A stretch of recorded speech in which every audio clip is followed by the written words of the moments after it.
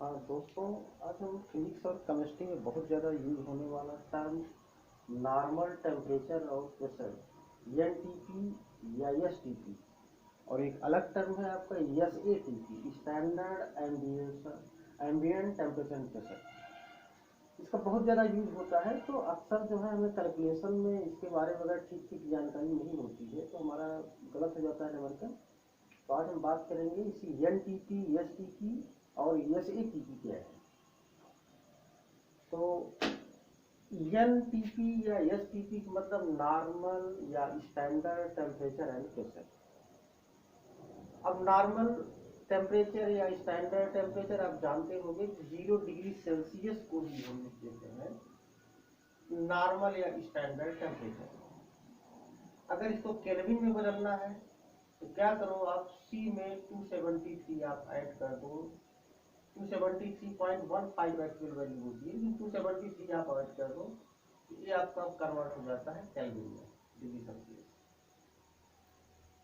और अगर इसको फ़ारेनहाइट में दिया है तो इसका फार्मूला आपका जानते हो, C/5 equal to F minus 32/9। Fahrenheit जितना भी हो आप वहां पर रख दो, आपको सेल्सियस में आ जाएगा। तो नॉर्मल हम टेम्परेचर तो डिग्री 0 डिग्री सेल्सियस इतना ही आपका नॉर्मल या स्टैंडर्ड टेम्परेचर का मतलब क्या हो गया, 0 डिग्री सेल्सियस। अगर किसी और में दिया है तो हम उसके में कन्वर्ट कर देंगे। एम्बियंट एक और टर्म आता है, standard ambient temperature and pressure. तो एम्बियंट टेम्परेचर बोलते हैं 25 डिग्री सेल्सियस को। अगर कहीं एम्बियंट वर्ड आ जाए तो आप मतलब समझ लीजिए 25 डिग्री सेल्सियस में किया गया। स्टैंडर्ड एम्बियंट टेम्परेचर या नॉर्मल स्टैंडर्ड एम्बियंट टेम्परेचर मतलब 25 डिग्री सेल्सियस, लेकिन नॉर्मल या स्टैंडर्ड टेम्परेचर इसका मतलब 0 डिग्री सेल्सियस। अब हम बात करेंगे इसको, कभी मैं आपको एकदम डिटेल से बताऊंगा किस तरह से बने हुए हैं पैमाने। आज थोड़ा मेरा मेन कंसर्न है प्रेशर को, नॉर्मल प्रेशर ये कितना होता है। आप बोलते हैं कि एसटीपी एनटीपी, तो नॉर्मल प्रेशर का मतलब आपका हो गया 1 एटमॉस्फेरिक प्रेशर।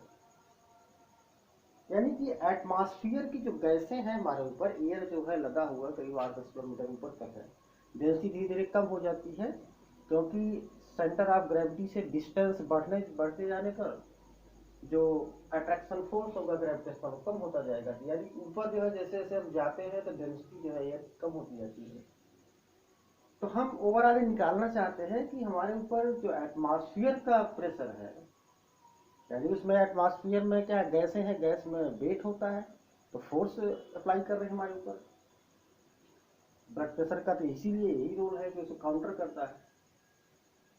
तो हम ये जानना चाहते हैं कि हमारे ऊपर एटमॉस्फेयर का कितना प्रेशर है।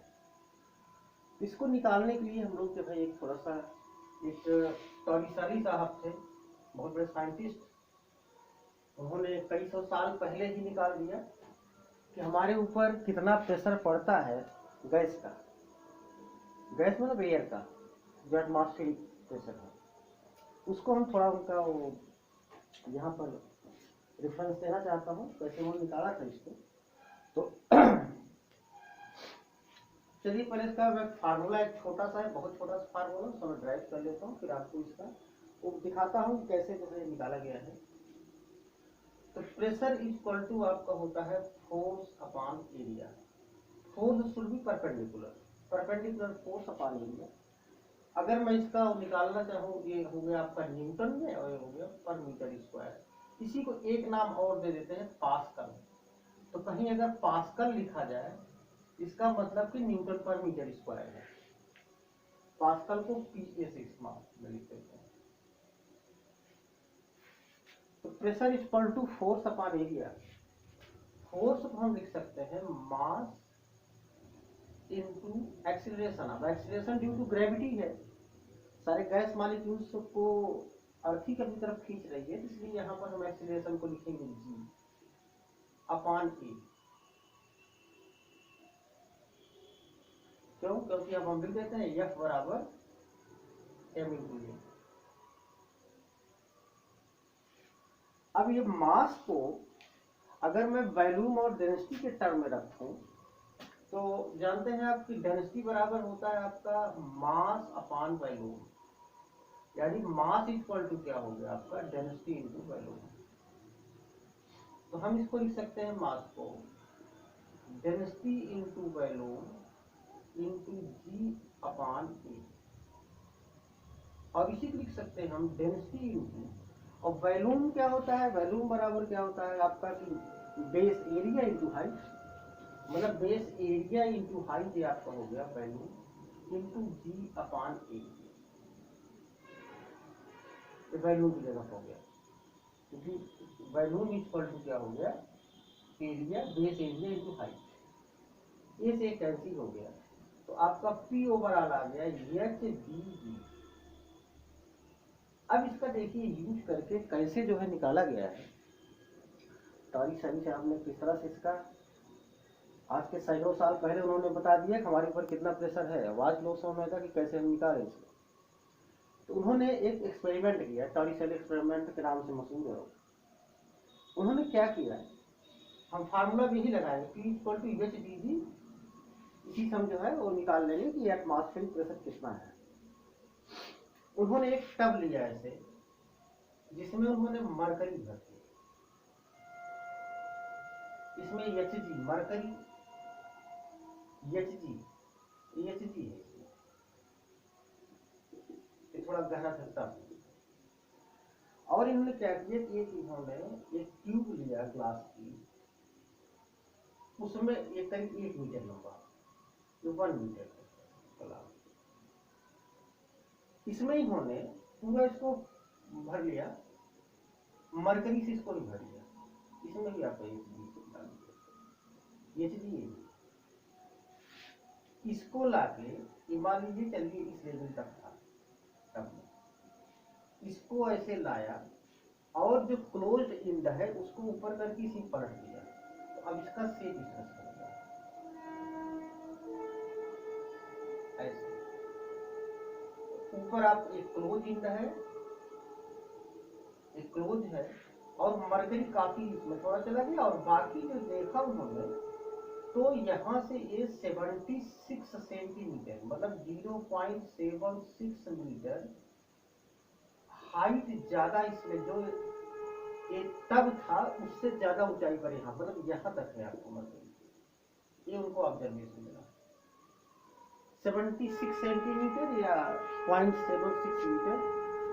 जो इसका टब का लेवल था और जो इसका ट्यूब का लेवल था ब्यूरेट का, उसके दोनों में डिफरेंस 76 सेंटीमीटर या 0.76 मीटर, या इसी कह सकते हैं 760 मिलीमीटर, इतना दोनों के बीच में डिफरेंस है। अब यहीं से ये निकल आएगा कि कैसे जो है हम एटमॉस्फेरिक प्रेशर को कैलकुलेट करें कि कितना होगा। तो अब इसमें हम देखते हैं हाइट, देखिए हमको यहाँ मिल चुकी है, तो अगर अब इसमें जो है दोनों में ये डिफरेंस क्यों आया हुआ है, ये डिफरेंस क्या है कि यहाँ पर ये तो सीधा एयर के कांटेक्ट में है, एयर प्रेशर यहाँ लग रहा है, लेकिन इसके ऊपर एयर का प्रेशर नहीं लग रहा है क्योंकि ऊपर से क्लोज है।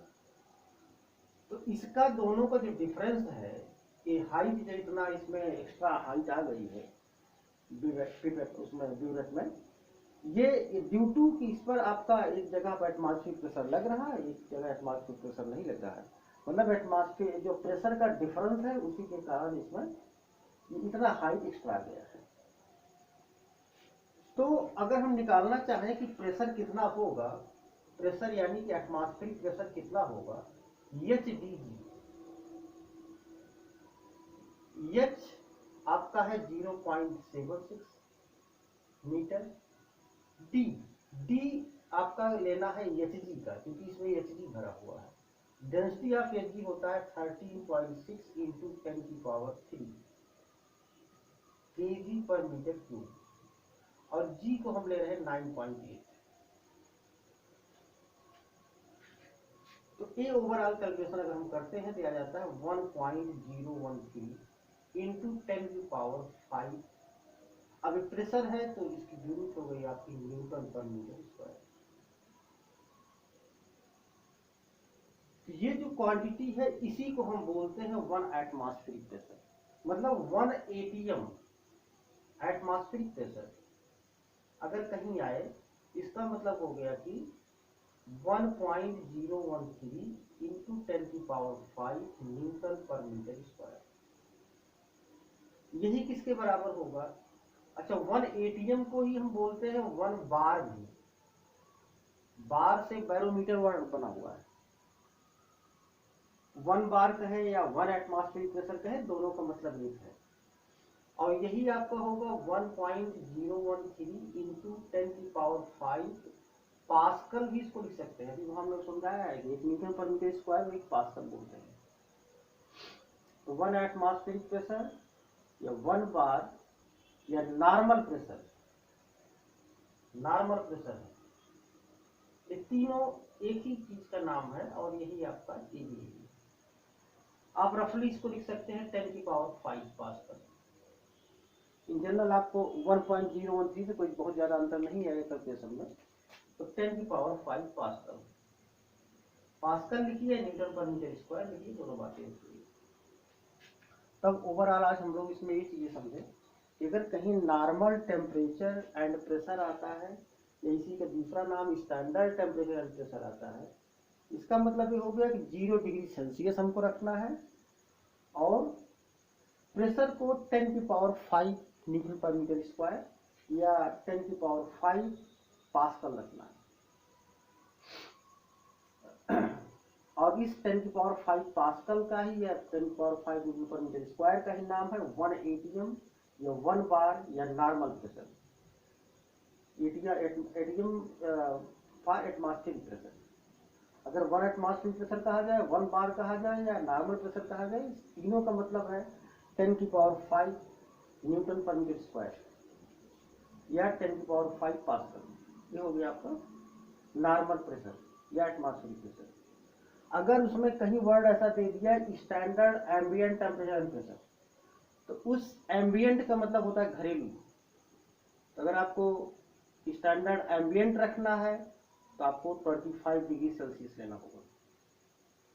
बाकी हम कैसे कन्वर्ट करते हैं सेल्सियस को फारेनहाइट में, एक र्यूमर स्केल है और केल्विन में, और एक आपका नया आपका आ रहा है तो उसको बोलते हैं ट्रिपल पॉइंट ऑफ वाटर, उससे भी हम रेफरेंस लेते हैं। लेकिन अभी आप जनरल आप चीज समझते हुए आपका ये यूज होगा नॉर्मल टेम्परेचर एंड प्रेशर या एसटीपी या एसएटीपी। ज़्यादा मैक्सिमम नहीं, एनटीपी और एसटीपी, यही इतना आपको ज़्यादा क्लियर होना चाहिए। एनटीपी और एसटीपी दोनों का मतलब है 10⁵ मीटर स्क्वायर, ये 1 बार। ठीक है, अभी हम आगे इसका डिटेल्स में ले जाएंगे कि हम टेम्परेचर कैसे कन्वर्ट करेंगे एक से दूसरे में। ओके।